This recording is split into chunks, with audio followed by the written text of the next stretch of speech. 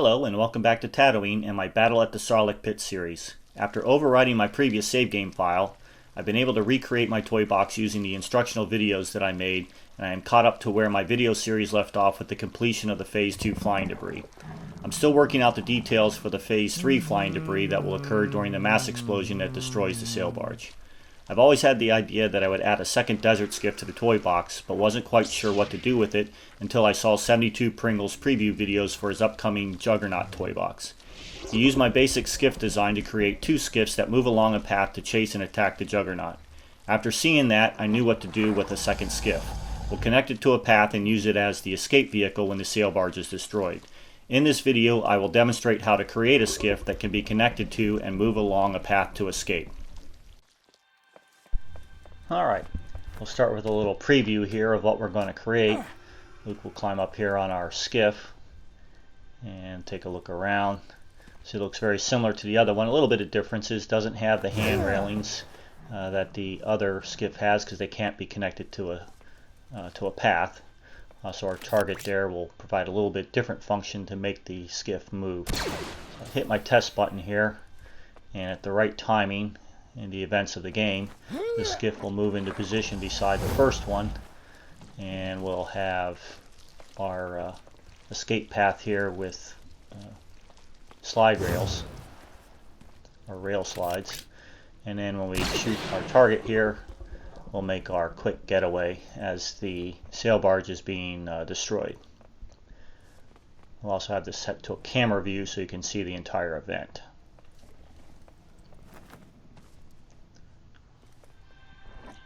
Alright, I have a reset button here, which will reset the sail barge back into its original position. Alright, I'm in the basic blocks drawer here. I'm going to grab this long block here and get a couple spacers for where to set our path. We'll set that up first. So I'm going to set that right there on that outer edge corner of the Sarlacc Pit. Spin this one around and we'll make an L shape here, flush with the edge of that. And then I'll grab a square block and place that on the end.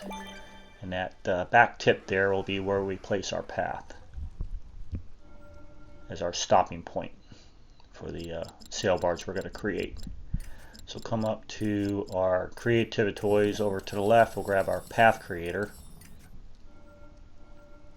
And that's going to be our stopping point right there. So I'm going to back this off to the terrain seam here, and this is assuming that you've recreated your terrain using my specifications. So right over that terrain seam, I'm going to come 3 to the left and then 4 to the left in this direction, back over top of the bottom of this sand dune.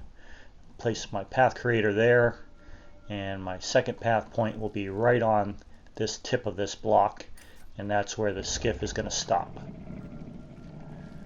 And I'm going to target for the escape path between these two sand dunes, and ultimately I want to have a path point there over that terrain seam where it has the 4 corners.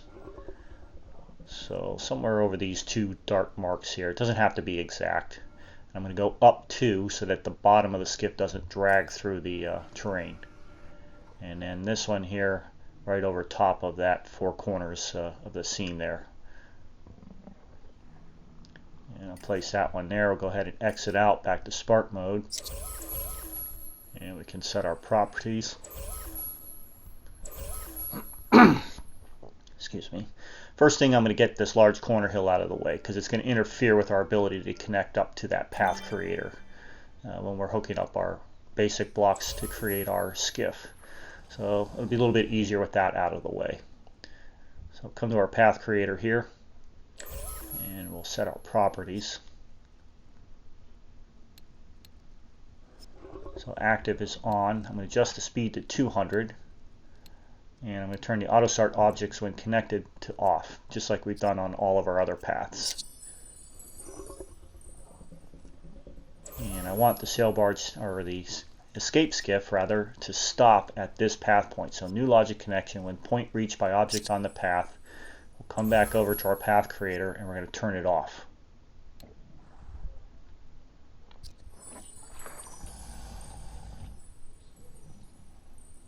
Alright, we don't need our spacers anymore, so we'll go ahead and take those, remove those. Excuse me again. Alright, I'm going to grab this upside down curve block here from our original skiff. Get that block. I'm just going to slide across here, and this will ensure that it has the same forward backwards orientation as our original skiff. And I'm going to go in, I'm going to select my Y button, and I'm going to theme it to the Tatooine brown metal. Probably shorter to go to the left, I'm just used to going to the right. I know where to find it next to the Death Star themes.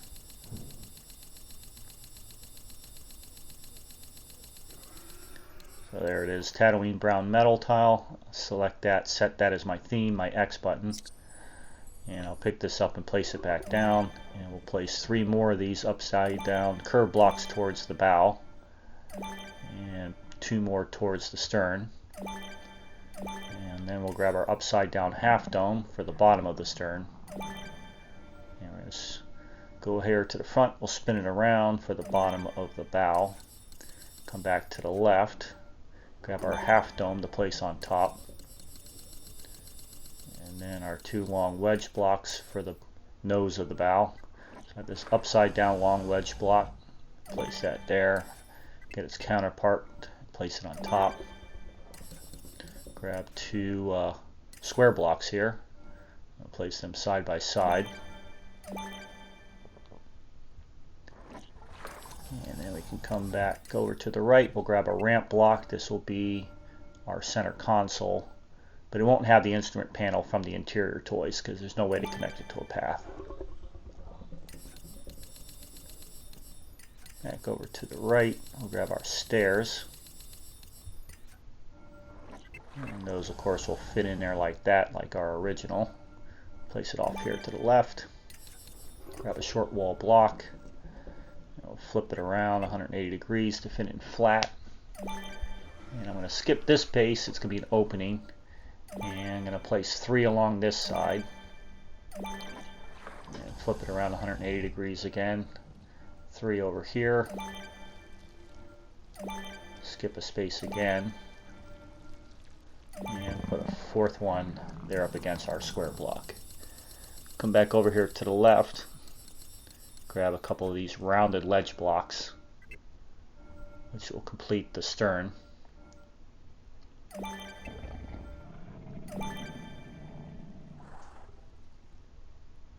And for our outriggers, come back to the right. We'll grab our small floor plate. And we'll place one, doesn't really matter where, but one about there, one about here, because once the property is adjusted, they'll be in a different position anyway. And we'll grab 2 of these upside down half domes for our outriggers.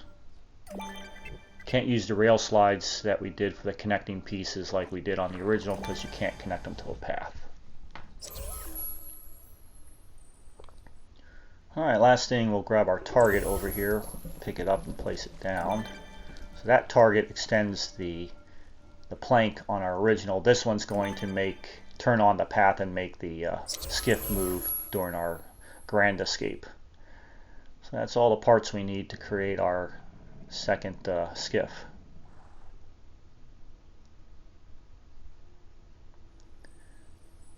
Alright, we'll start hooking these up. I'll start with the bottom. We'll do the bottom of the hull of it first, and we'll work from the front backwards, from the bow to the stern. So hook up this first block here. If you've oriented your toy box the same as mine, then your properties should be the same. But if you've oriented it differently, you might find that your properties will be a little bit different. So for me, I have to move this horizontally to a +30. Vertical 0, forward backward 0, no rotation, and movement style for all of these will be one way and stop.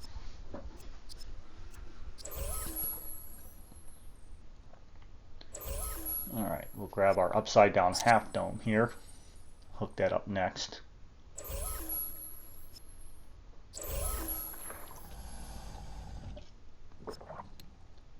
And for our properties, forward backward will be in the positive direction. Horizontal and vertical were 0. And this will be a plus 28 for forward, backwards, and movement style, one way and stop.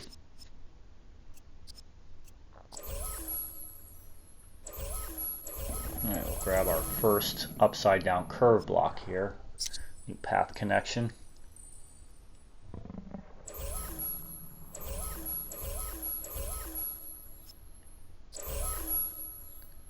And adjust our properties to put it into position. Horizontal and vertical are 0, forward, backwards. Now this one I have to move in the negative direction. So this will be minus 24 and one way and stop. After a while you start to see the pattern. So all of these upside down curve blocks are going to increment in 4s. So minus 24, this one will be minus 20, minus 16, minus 12, so on and so forth. So I'll get up to our toy box path. Go to your properties. We have 0, 0, and forward backwards will be minus 20 for this one. And one way and stop for your movement style.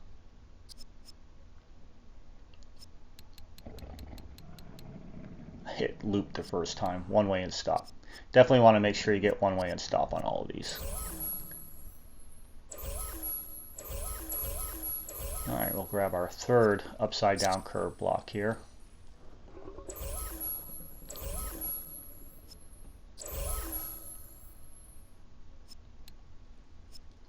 And again, if you know the pattern, this one will be 0, 0, and minus 16. And one way in stop as well.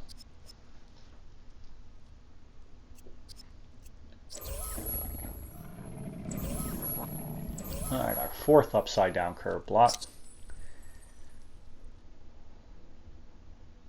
Once you start to see the pattern to building something like this, even if you're using the same technique to create a different type of vehicle, once you start to see the pattern, it goes pretty quickly.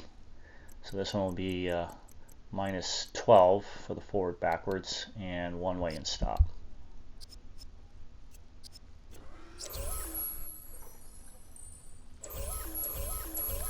Our fifth upside down curve block. And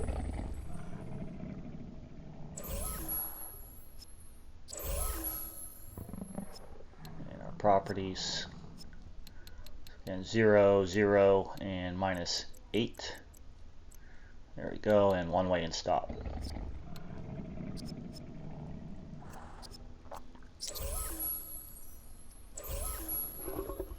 Alright, our sixth upside down curve block.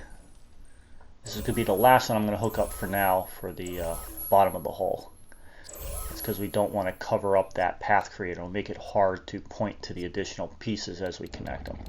So this one will be 0, 0, minus 4. And one way and stop.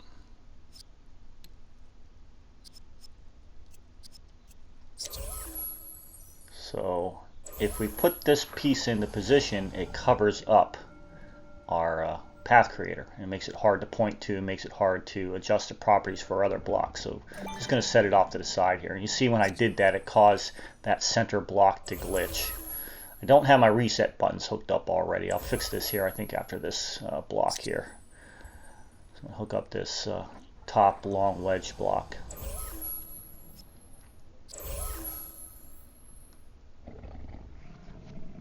And we'll adjust its properties.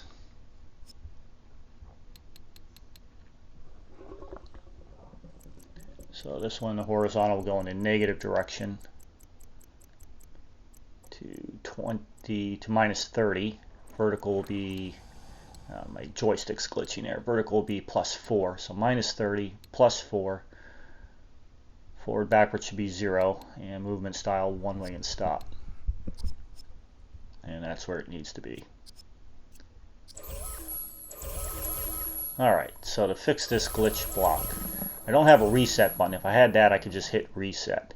But another way to fix it is just to delete your path creator and then reconnect it, because the properties are still there. So new path connection. We hook this back up to the path creator.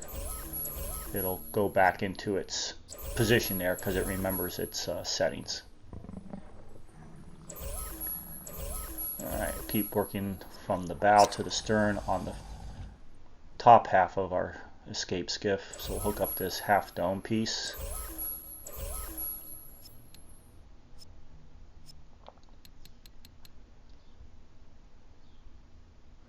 And this one, vertical, is going to be up 4. Forward backwards will be positive direction. And that'll be 28 and one way and stop. If you can tell, I've already created this once and wrote down all my statistics so I can do it again. So my little pauses are me looking at my notes. In fact, as we proceed, I actually make a couple of mistakes that I have to go back and fix. So I'll grab this left-hand square block, hook that up next to our path.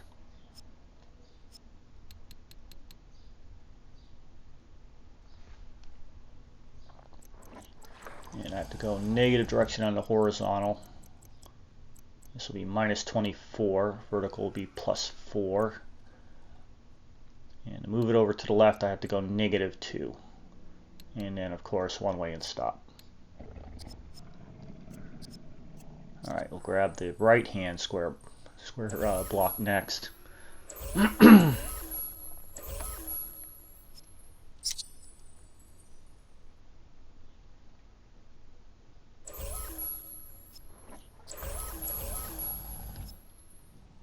Alright, go to our properties again. This will also be minus 24 for the horizontal to move it forward. Vertical will move it up 4. And forward backward offset should be plus 2 to move it over to the right, and one way and stop. And there we go, that one's in position as well.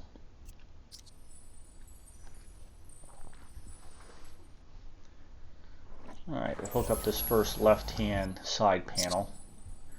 Now this one I actually made a mistake, so I'm going to tell you what it should be versus what I do. I do notice it and I correct it here. So on this one,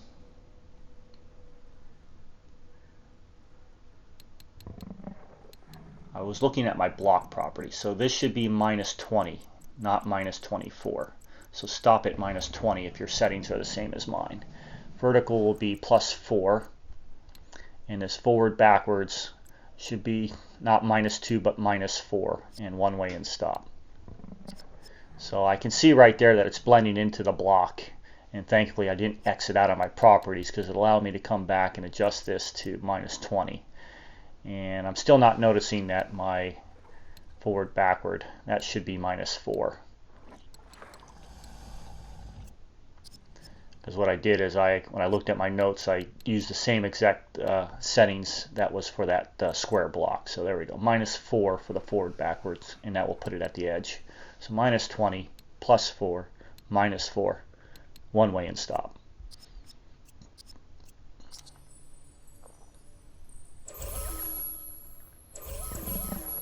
Alright, we'll grab this panel on the right hand side and hook it up next.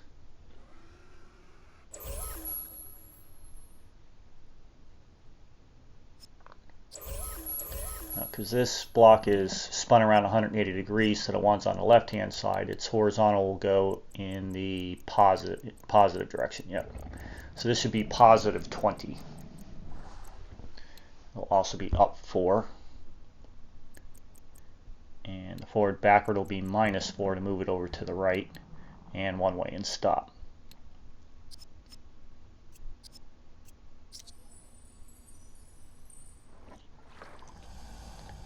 Alright, we'll grab our stairs next. So new path connection. Connect it to your path creator.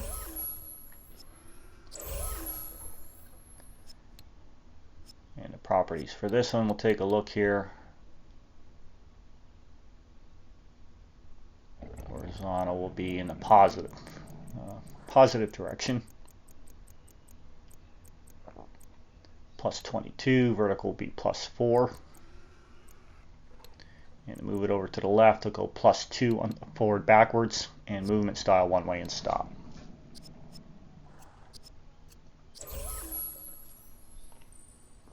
And that's in position as well. Grab my target here next. Not a new logic connection, a new path connection is what we want.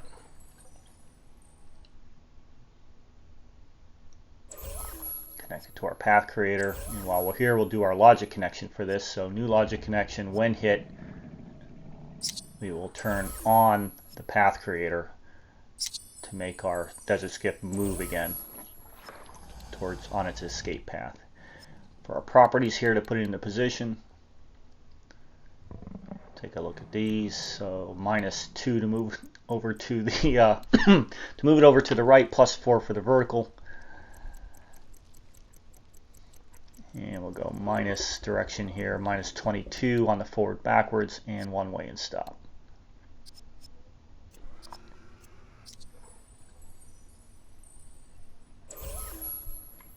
Sorry for all my coughing. My allergies are killing me here in New York. It's been raining for 3 straight days with hardly stopping, and this weather always gives me allergy fits. Alright, this is going to serve as a guardrail on the left hand side.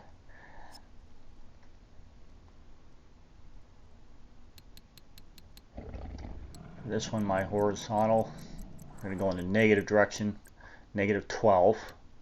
Vertical will be only 2, +2. And forward backwards will be -4 to move it flush with the left side, and one way and stop.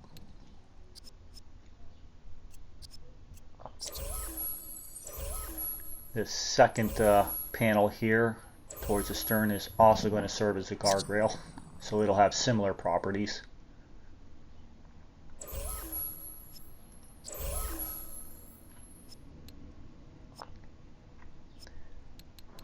Case horizontal,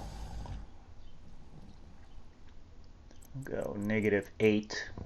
These increment by 4 as well, up 2, and forward backwards -4 to put it on the left side, and one way and stop.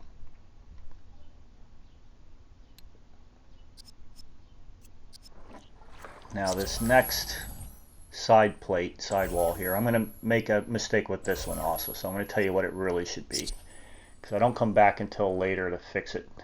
I didn't notice it right away. So toy box path.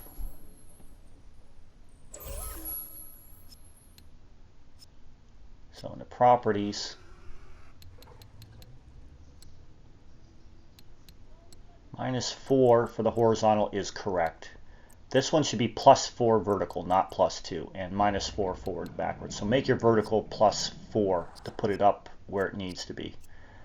And one way and stop. Now I'm hooking up these. Now you may want to wait, do these rounded ledge blocks when you complete the stern. It creates a little bit of a problem for me, but not too bad. I should have probably waited, but hook it up to the path and put these into position. So my horizontal will go +2 to move it to the left, +4 to move it up. Forward backward will stay at 0, and movement style will be one way and stop. There is enough space to point to your path creator below there, but I probably should have done this last. I should have hooked up everything else first. And I'm going to hook up this right hand side rounded ledge block. And we'll adjust its properties. In this case, because it's oriented 90 degrees to the other one, horizontal will stay 0, vertical will be 4, and forward backwards will be +2. 0, 4, +2, and one way and stop.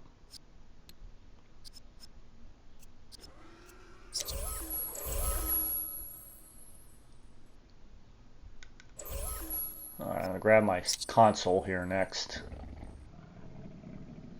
See, it's probably advisable not to connect those yet. If you just write down the properties for those two blocks above and then connect them later. So for this horizontal, I'm going to go -8. My vertical, I'm going to stop at 3, +3. Forward backward is 0, and one way and stop. Another way to move those two stern blocks out of the way is just delete the path creators and then reconnect them, and it'll remember the properties if you want to move them out of your way. So grab this first side rail on the right hand side, we'll hook it up. This is what I mean right here. You'll see I'm struggling a little bit to grab that. Properties.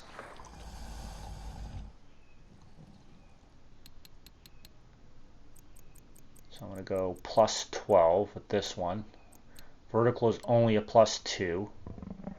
And forward backwards will be minus 4 to move it flush with the right side. And one way and stop.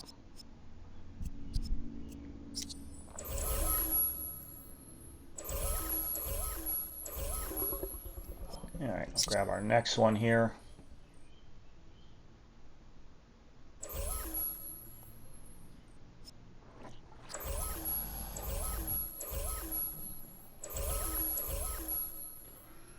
Yeah, you can see why it's probably advisable not to have those two other blocks on top yet. Alright, horizontal, excuse me again, horizontal here will be plus 8. Vertical will be plus 2, forward backwards will be minus 4, and one way and stop.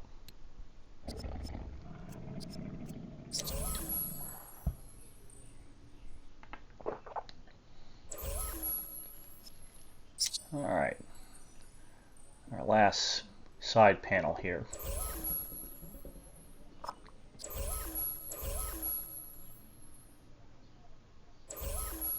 We'll set its properties, put it into its position. So horizontal will be plus 4. This one will be plus 4, not 2. I think this is where I'm recognizing my mistake for that other panel. So plus 4, forward backward will be minus 4 to move it over to the right. And one way and stop.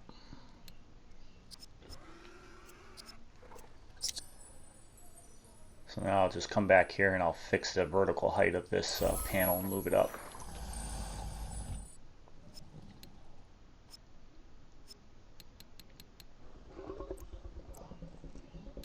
So this should be a plus 4, minus 4, 4, minus 4, and one way and stop.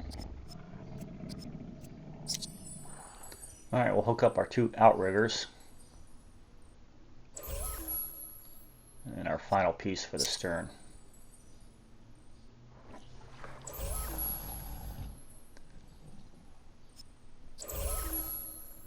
Alright, properties for this one. Horizontal. Go negative 4. Vertical will be plus 4. And the forward backwards, 5 is moving it to the right. It should be negative 5 to move it over here to the left. Just kind of noticing that I went the wrong direction there. So minus 5.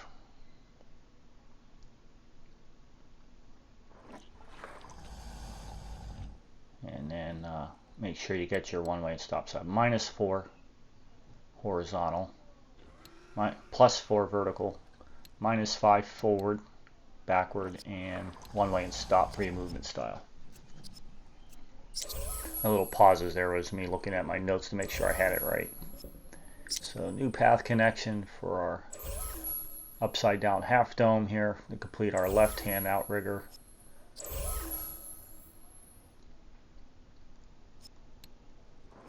Our toy box path.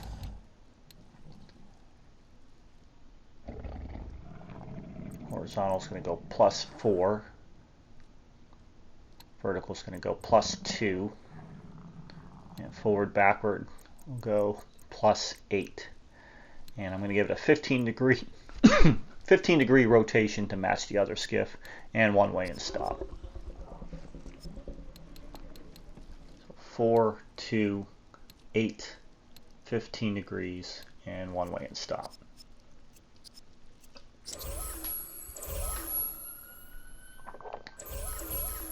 Alright, we'll grab our next small floor panel here and hook up create our right hand outrigger.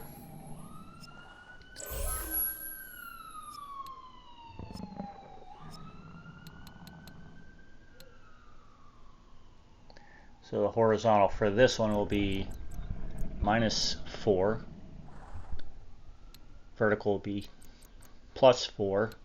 Forward backwards will be +5. And movement style will be one way and stop.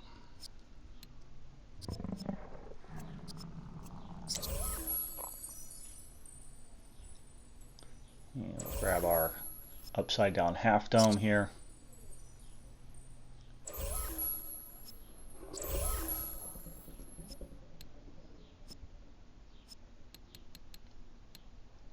And this one for horizontal offset will go -4. Vertical will be +2. Forward backwards will be +8. And I'm going to rotate it all the way around to 345 degrees so it matches the angle of the other one, kind of sloping back. -4, -2, -8, 345 degrees, and one way and stop.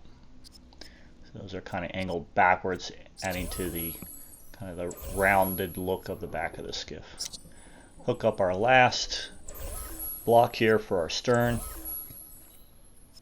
Properties here. Everything will stay the same.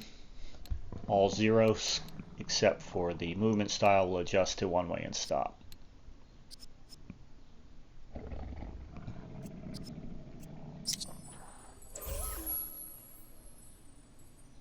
Alright. I'm going to grab my target here, pick it up, place it back down. That gets us back to our creativity toys. And we'll grab a couple of action buttons here, just as test buttons to turn on and turn off our path.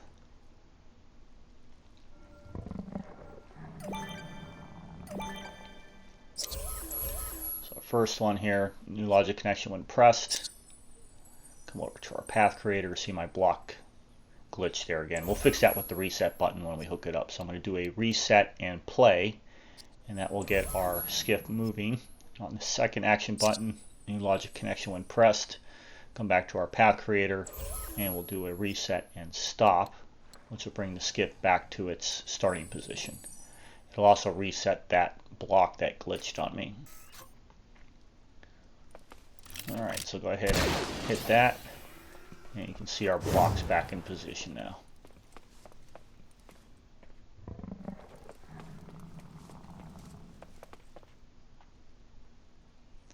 Alright, got into Spark mode over here, and I'm coming to our logic is to our level starter. And this level starter is connected to 3 replayers and the friendly generator, our friend generator for our sail barge. I'm going to grab this first replayer here, pick it up and place it back down. So I'm going to need a replayer for our escape skiff.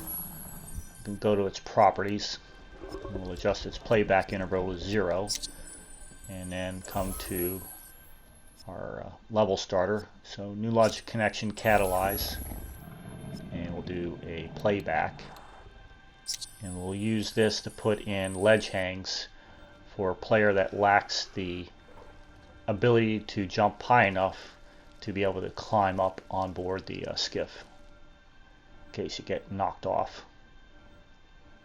And this replayer will put this in position and remove it when necessary as the skiff moves. So I'm going to come over here, I'll grab this double ledge hang from the platforming toys just to get me into that part of the toy box. And I'm going to step on my replayer, push A on my Xbox One controller to start my recording, step off of it. Opening up your toy box again, the double ledge hang, and I'm going to place that there on that side, the opening, and a single ledge hang below it. Now exit out, and we'll step on our replayer again, and press A again to stop the recording. So now if a character lacks the high jump ability, you're fighting on this and you get knocked off, you have a way to get back up, just like our original.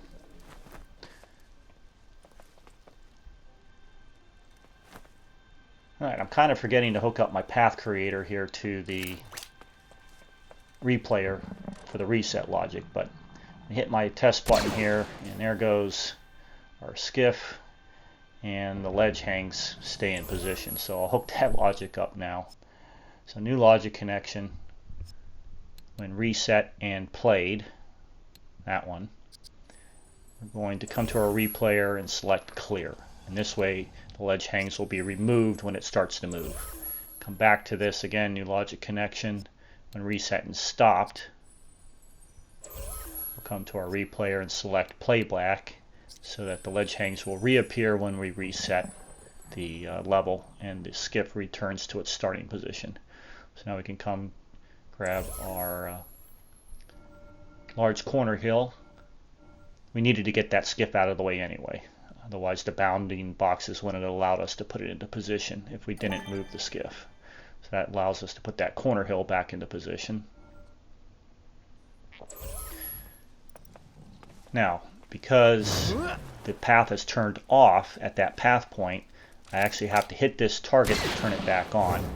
And we can see that our escape skiff will now leave the scene and make its grand escape. And that's where the game will end.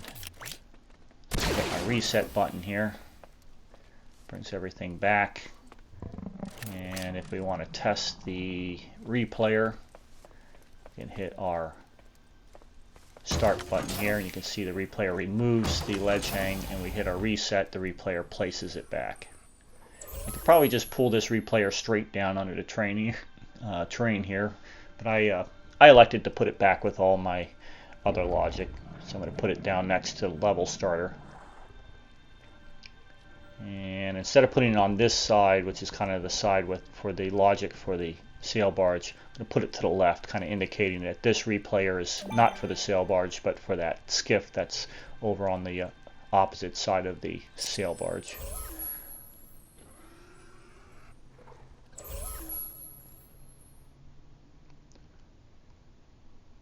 So there's a look at our second skiff. Looks pretty good like the first one, a little bit different, doesn't have the guardrails. But the nice thing about this one is it's going to move. Alright, a couple things I forgot when I was setting the path. So this is the second path point, the path point where the sail barge comes to a stop. And just showing the properties here. I'd like to keep this at 100. Remember our speed for our path creator was set to 200. But it was a little bit too slow as this moved along. So I'm going to incrementally increase the speed. So this is our third path point here. I'm going to adjust the speed to this one to 150. You can make it faster if you like.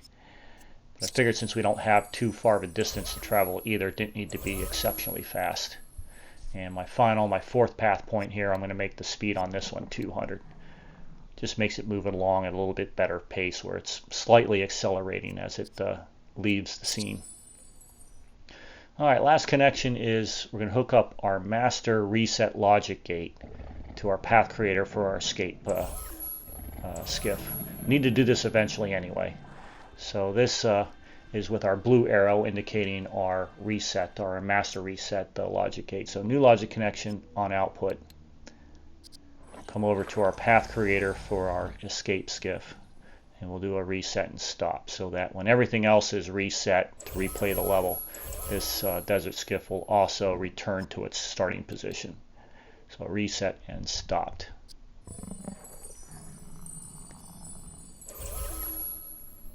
And that is all the logic we need for that. So let's go ahead and give this another test run here. So at the appropriate time, the events of the game will get our skiff moving up beside the first skiff for us to escape on. We'll have a replayer that'll set in rail slides here for the player to escape the sail barge before it blows up to our first skiff here. We'll have a replayer also put in a rail slide here for characters who can't jump far enough to get across to here, and then those will be removed as well. And when we hit the target, we make our grand getaway. I'm also going to have a camera on this so that you'll be able to see the entire event. So I'm going to hit my reset button here. And just to demonstrate that replayer again. So when the sail barge moves, the replayer removes this ledge hang, and when it's reset, replayer does a playback and puts it back into position. So this is a temporary connection. This is not going to be the final connection to make this move. I'm going to do a new logic connection on my target here, and I'm going to come over to my logic gate that controls the entire explosion sequence. And that's the one here that has this explosion decoration. I'm going to input into this. We don't want to have this target hooked up to this, because if you're fighting and you hit the target, you'll blow up the sail barge. So it has to be a different logic. That logic gate I've also connected to this camera that moves along this path that'll give a panoramic view of the scene as the sail barge is being destroyed and the escape skiff is making its getaway. And it'll come to stop right there, giving that view of the scene. So let's give this a test and you'll see what this looks like. This is going to be our end game. So we move into position, we make our escape from the sail barge, we get here, we shoot our target, and now you can see the random explosions, you can see the escape skiff leaving. And the timing and speed of the camera comes to a stop right when the sail barge is destroyed. And that will be our end game. So this concludes this video, and my next task is to develop the final phase of flying debris when the sail barge is destroyed. Once I've completed that, I will post videos for how I created it, which will conclude the endgame sequence for destroying the sail barge. While that seems out of order, I felt it was necessary to backward engineer this toy box, because if I couldn't create a sail barge, destroy it, and reset it to play again, then there was no sense in creating gameplay elements that essentially led to nothing. I hope the ideas and techniques that I am building into this toy box will inspire your own creations. Once again, thank you for watching, and have a great day.